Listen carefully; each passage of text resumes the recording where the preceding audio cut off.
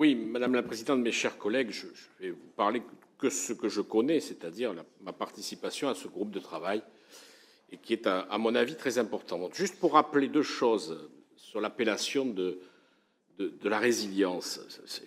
La résilience, c'est la capacité d'une personne à surmonter les difficultés, à rebondir face aux épreuves et se réadapter malgré les traumatismes ou les situations stressantes. D'une personne, pas d'un fait. Bon, après, on pourra changer le nom. C'est pas très grave, mais la résilience, quelque part, elle est plutôt destinée à des personnes. C'est pas très grave.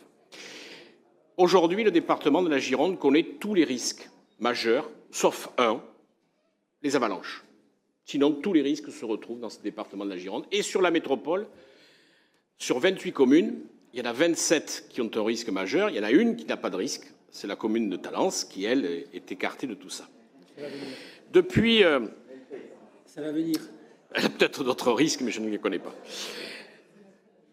Il se trouve que ça fait des mois que nous travaillons sur ce sujet, et je voudrais, pour y avoir participé autant que je le pouvais, dire que nous étions vraiment dans un principe de co-construction. Il y a un certain nombre de communes qui ont démarré avant les autres, qui ont fait des choses avant les autres, qui ont vécu des événements avant les autres. Vous avez rappelé 2022. 2022, on a vécu quelques mois difficiles, de la grêle au Taillan et à Saint-Médard, des incendies un peu plus loin, mais nous avions eu quelques années avant des incendies à Pessac, où nous avions évacué des populations.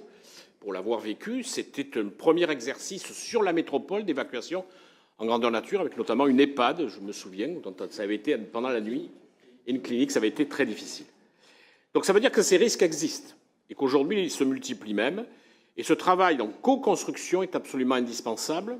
Il faut que toutes nos communes, et là je m'adresse en particulier aux maires, aient bien un plan communal de sauvegarde. Nous aurons aussi besoin d'un plan intercommunal de sauvegarde qui viendra à améliorer les choses.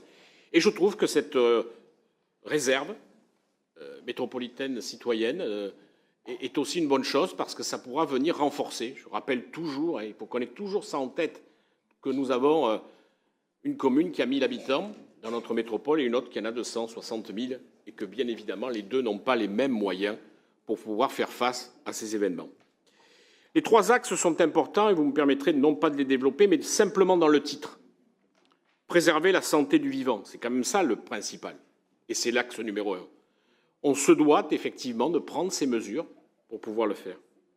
Le point numéro 2 est aussi important, assurer la continuité de vie, mais aussi de l'activité.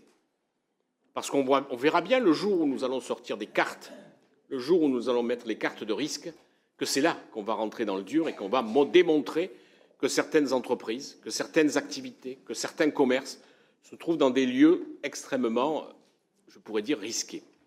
Et enfin, protéger et secourir les personnes et les biens, c'est quand il y a un événement, être capable de le faire. Alors, sans doute que ce plan n'est pas parfait comme tous les plans, mais en tout cas, il se co-construit, il avance, il se met en place.